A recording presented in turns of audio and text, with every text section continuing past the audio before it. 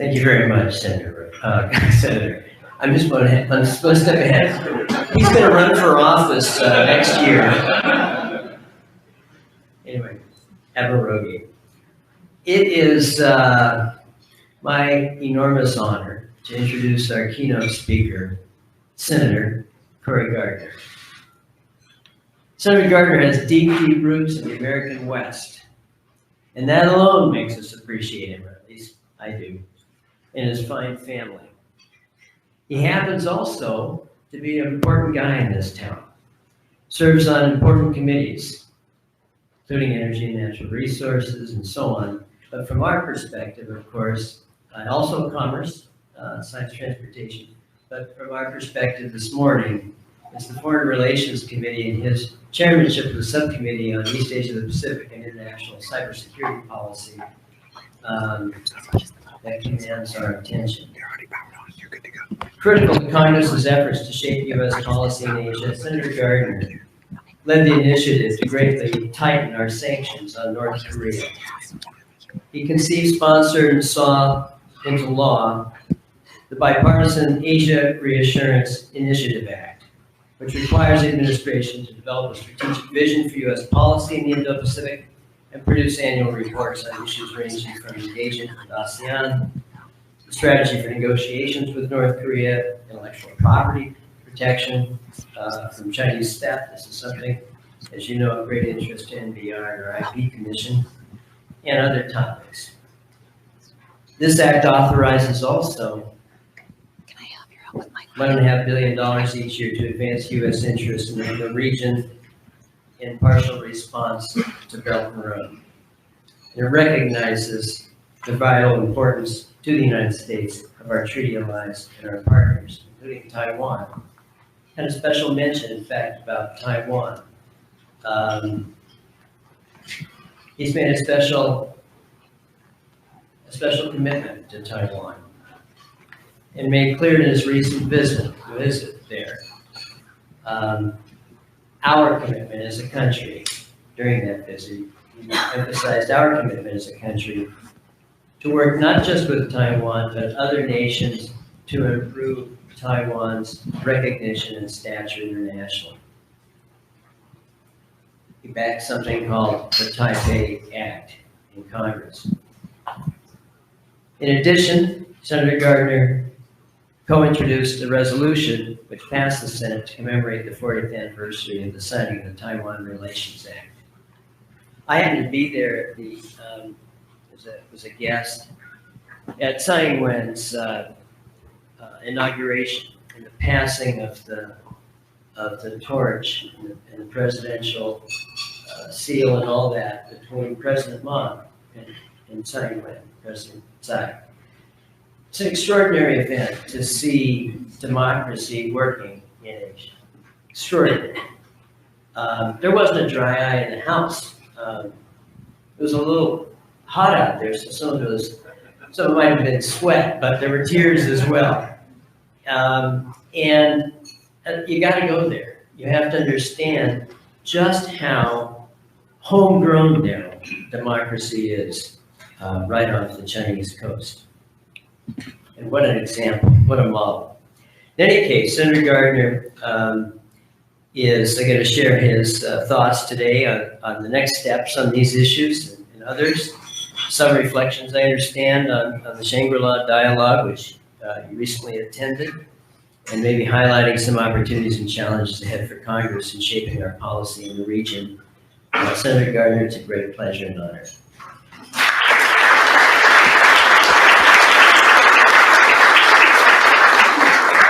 Good morning. Thank you so much for the opportunity to be with you all today. It's great to see you bright and early, 8 o'clock at this beautiful, beautiful hotel and room. Admiral, thank you very much for your leadership as well. And please don't take the demotion of Senate. You're doing great. So thank you very much for your leadership. And I just want to thank, of course, the National Bureau of Asian Research for inviting me to this morning's breakfast. And I think it's important to note that as we gather here, there are millions of Hong Kongers who are on the streets and have taken to the streets to demonstrate their love for freedom. Freedom from coercion, freedom from authoritarianism, and freedom to choose their future.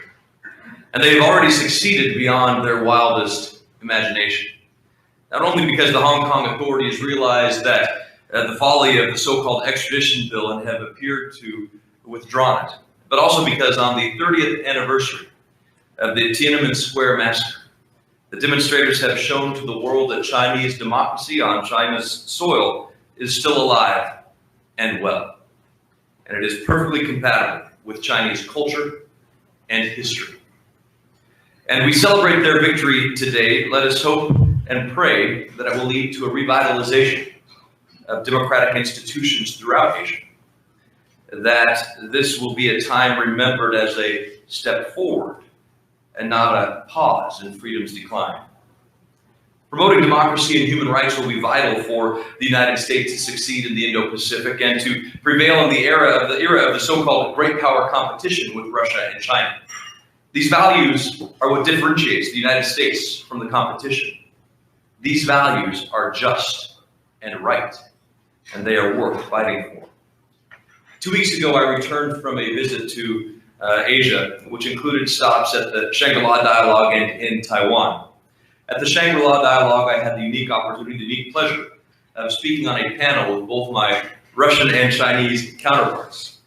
As I stated in my prepared remarks in Singapore, the Indo-Pacific is home to 5 United States Security Treaty allies. The Indo-Pacific is home to nearly half of the world's population and half of the world's economic activity. There is no conceivable scenario where the United States will be forced out of this region by any other power. The United States is here to stay because we are a Pacific power, a Pacific nation, grounded in the rule of law, dedicated to global peace, prosperity, and security. And we will spare no effort to uphold this peaceful effort, this order that has benefited all nations in this region. Suffice it to say that my Russian and Chinese friends on that panel had a slightly different take on the matter. But in order to succeed, the United States will need to pursue 2 significant policy course corrections. The first challenge will be securing our network of allies and alliances in the Indo-Pacific. And this cannot be a paper diplomacy-based approach. It must be the strong U.S. presence and strong U.S. presence based. That is why for the last several years, I have worked on legislation called the Asia Reassurance Initiative Act, or ARIA. ARIA reaffirmed the United States' commitment to our allies and partners in this region and provided a blueprint for the future United States policies in the Indo-Pacific. ARIA provides authorization, as was mentioned in the introduction, of an additional $10 billion over 5 years to enhance security cooperation, economic engagement, and a firm commitment to advance the fundamental values of human rights and the rule of law in the Indo-Pacific. ARIA incorporates and elaborates on the administration's Indo-Pacific strategy, the defining element of which is the enduring United States commitment to uphold international law, to maintain an Indo-Pacific that is free of coercion, military, economic, or in violation of human rights and economic freedom. ARIA has codified this vision of the free and open Indo-Pacific. It's codified it into U.S. law. Other U.S. leaders present at the Shangri-La Dialogue, most prominently Acting Secretary of Defense Patrick Shanahan, extrapolated on this vision. The Department of Defense, in their Indo-Pacific Strategy Report, which was released in conjunction with Acting Secretary Shanahan's speech on June 1st, said the following: "The Asia Reassurance Initiative Act, a major bipartisan legislation, was signed into law by President Trump on December 31st, 2018. This legislation enshrines a generational whole-of-government policy framework that demonstrates U.S. commitment to a free and open Indo-Pacific region and includes initiatives and promotes sovereignty, rule of law, democracy, economic engagement, and regional security. It is a resounding endorsement, and now we will work closely with the administration and Congress to provide funding to create the new programs moving forward through ARIA. The second element of long-term U.S. success in the Indo-Pacific will be a much broader, concerted national challenge of enhancing instruments of U.S. national power. As George Keynote, the famed American diplomat in Moscow, wrote in his long telegram in 1946, "Much depends on the health and vigor of our own society. World communism is like a malignant parasite which feeds only on diseased tissue. This is the point at which domestic and foreign policies meet. Every courageous and incisive measure to solve internal problems for our own society, to improve self-confidence, discipline, morale, and community spirit of our own people is a diplomatic victory over Moscow worth 1,000 diplomatic notes and joint communiques. He was right, and America ultimately prevailed. But dealing with a rising China will be a much more challenging proposition.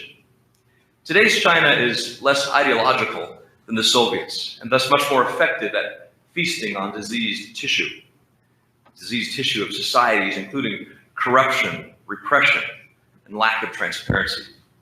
China is also much better financially equipped to challenge the U.S. economic primacy and to advocate for an alternative vision, as we have seen and demonstrated by the largesse thrown behind the One Belt, One Road initiative and the Asian Infrastructure and Investment Bank. And as we have seen in the East and South China Seas, China's power projection capabilities are rapidly growing and increasingly threatening our allies and our interests.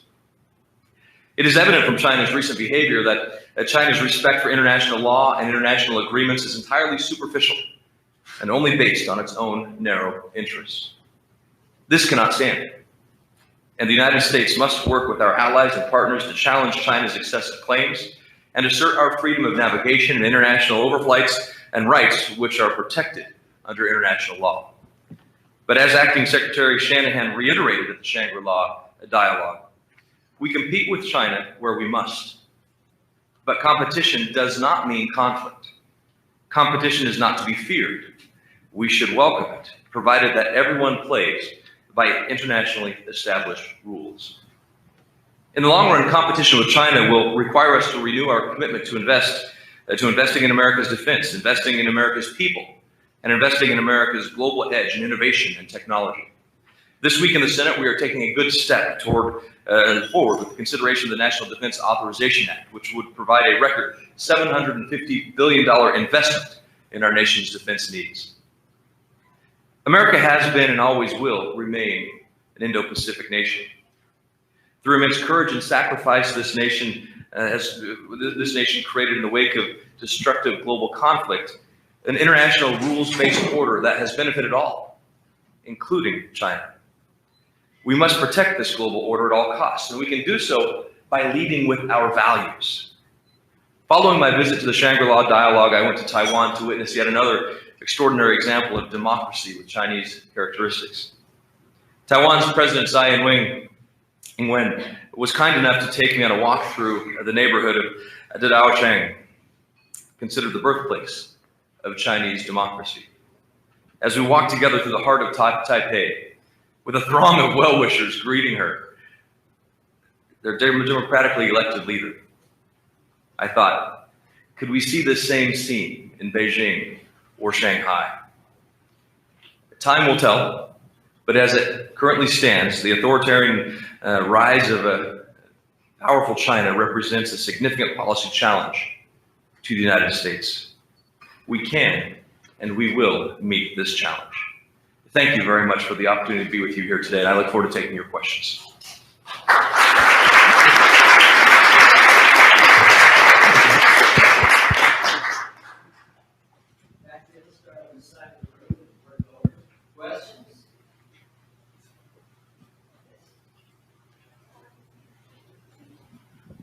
Hi, I'm So Young from Radio Free Asia.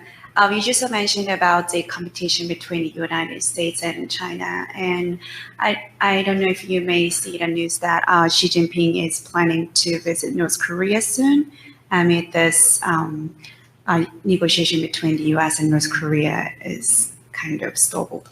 So how do you see this?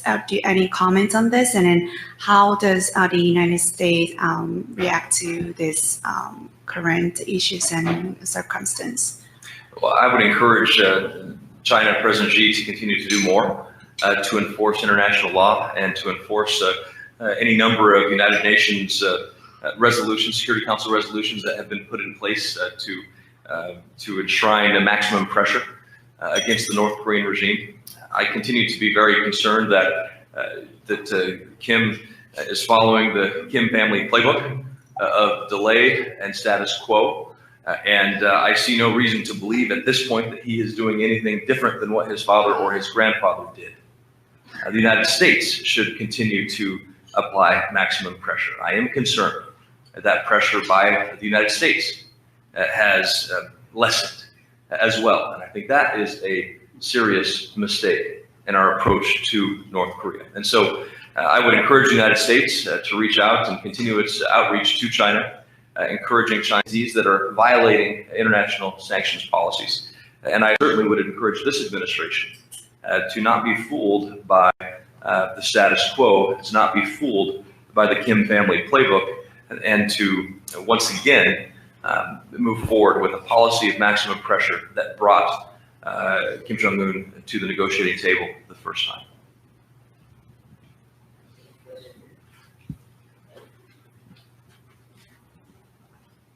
Thank you very much. Voice of America, Russian Service.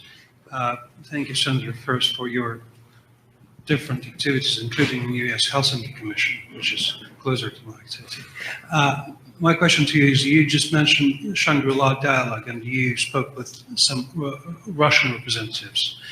What was it about? And also, can you tell us, what do you think about Russia-China possible alliance and the balance between their ties and their contradictions? Thank you. Yeah, thank you very much. It was interesting. My colleague on the panel from Russia, who was a minister in, I think he was assistant minister of defense in Russia, spent most of his time concerned with the name Indo-Pacific, and that the name Indo-Pacific was an egregious affront to the world. Now, I found that a little bit amusing because we were in the Indo-Pacific, hosted by the Indo-Pacific to talk about the Indo-Pacific, and the topic of the conversation was the Indo-Pacific, so I'm not sure they were in step with the rest of the Indo-Pacific. So again, I think it was this the comment that they were concerned that the Indo-Pacific wasn't an inclusive term that they could embrace. Well, the Indo-Pacific has embraced the term, and I think that's what we will continue to focus on, a free and open Indo-Pacific. Perhaps they don't like the free and open part of the Indo-Pacific. When it comes to the China sort of Russia partnership, it'll be interesting to see how their long-term interests can play out, and where their long-term benefits and where their long-term interests or natural allies really take them. And so for now, of course, you have a declining power and a rising power that have found a mutually beneficial relationship. And it is of concern.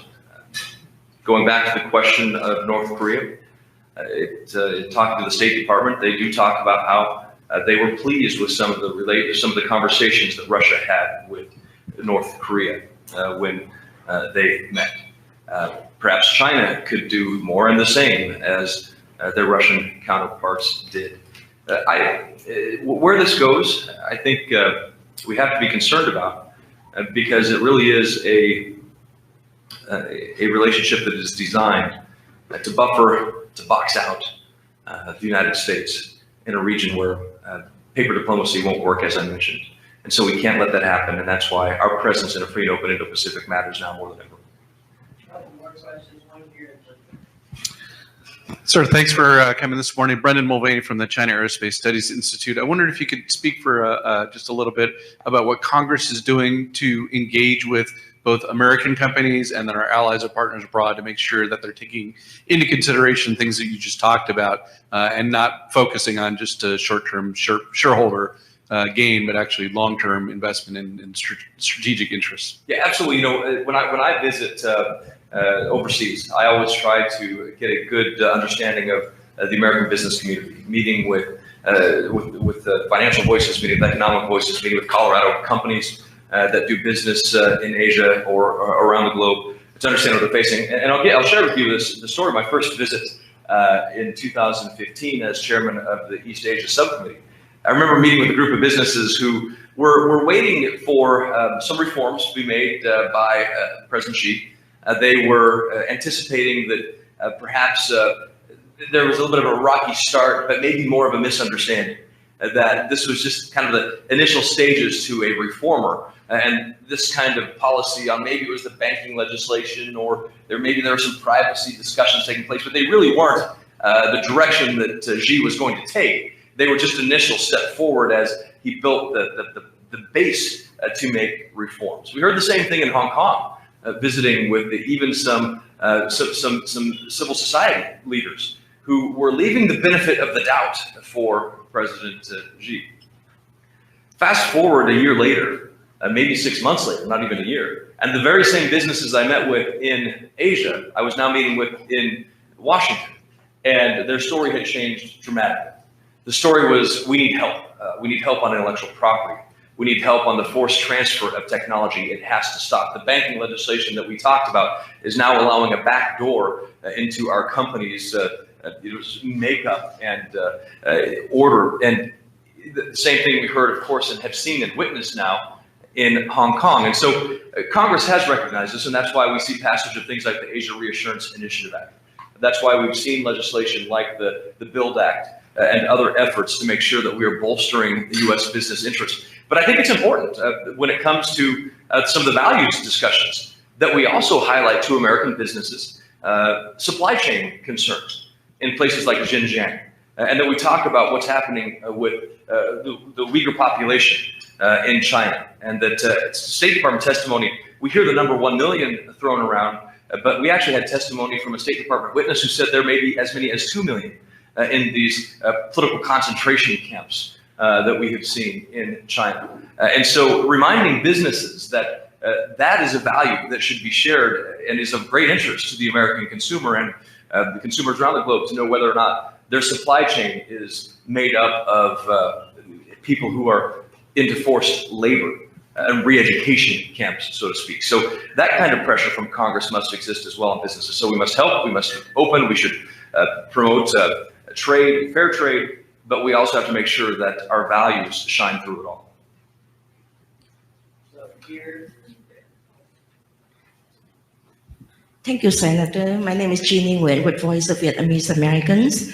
Would you discuss the situation in the East and South China Sea, the role of Vietnam and ASEAN? Vietnam will be the chair of ASEAN next year, and the current tension in the South China Sea between the Philippines fishing vessel and China, and also Vietnam.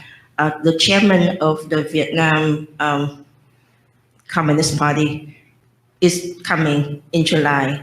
Would the Senate have a plan to have him come and present? And then would you put forth the American values that is very important for us in the Indo-Pacific, especially in the South China Sea? Thank you.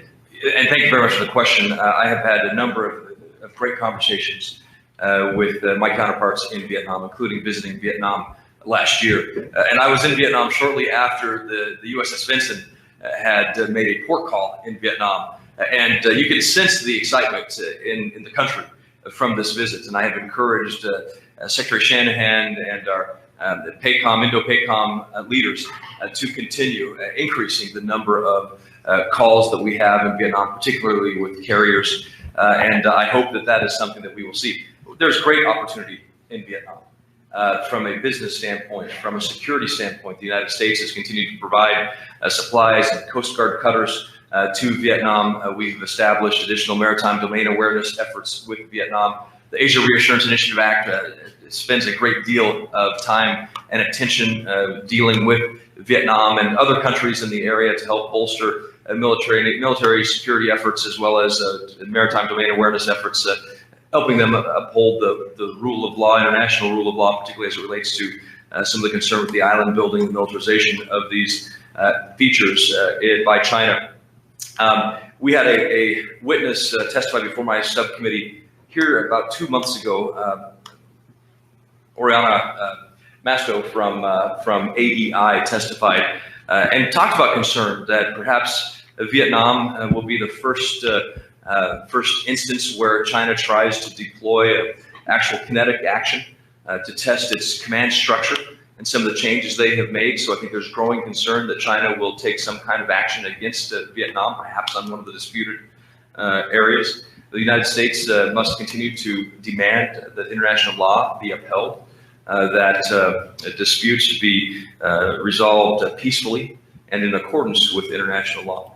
As it relates to the, so there's great opportunity in Vietnam, we must continue them, must pursue them. And there's 1,000 years of history with China and Vietnam, and the United States has a lot of history that we can continue to define and make with Vietnam that will and is positive. As it relates to the Philippines, I think, I have visited with leadership in the Philippines, including Foreign Minister Cayetano and others.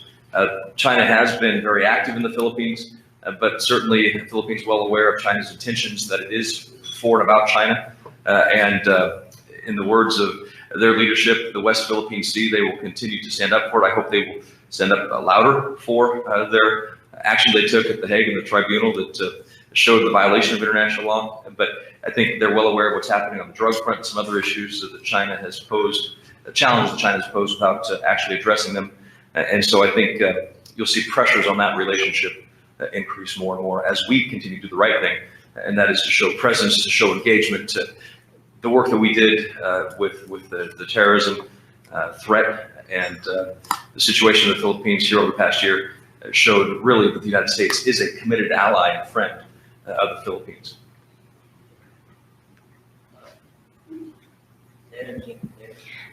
Thank you, Senator. Chia Cheng with United Day News Group Taiwan. So Wall Street Journal reported that some of the officials from the Trump administration worry that selling tanks and other defense articles to Taiwan may impact the U.S.-China trade negotiation.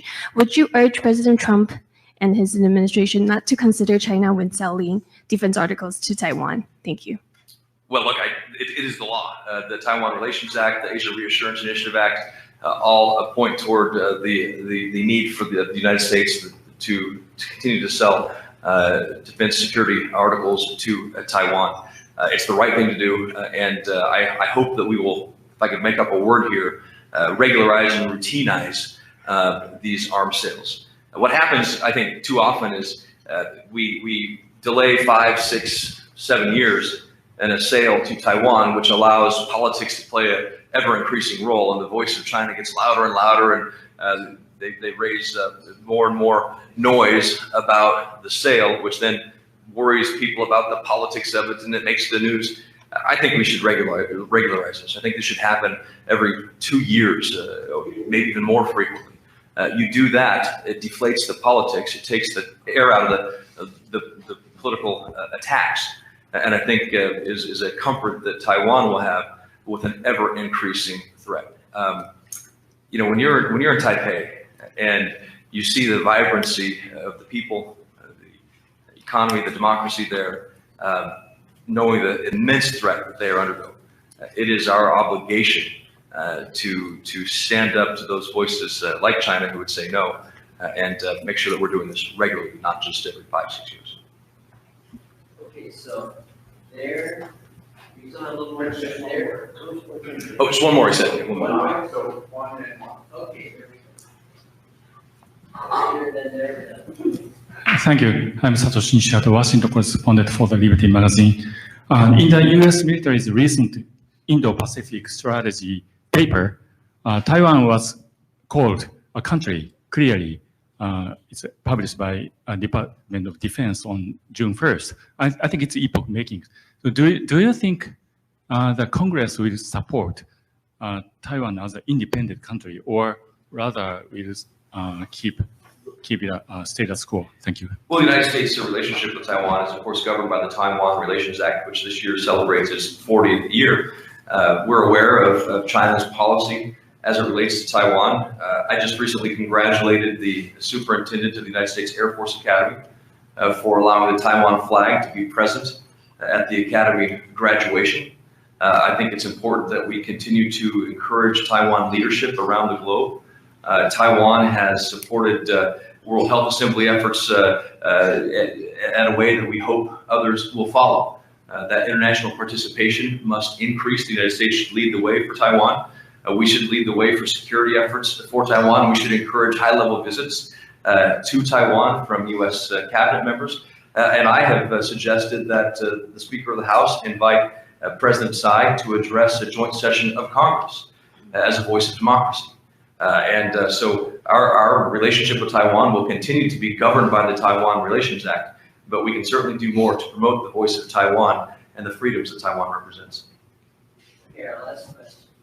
Hi, Senator. So I have a quick question about nuclear policy. So for a multitude of reasons, the U.S. has mostly moved past developing nuclear energy, but China certainly has not. It's slated to open a plethora of new plants and surpass American uranium enrichment by 2035. So what is the United States doing to address these concerns, and what do you see? And do you see a future for nuclear energy in the U.S.?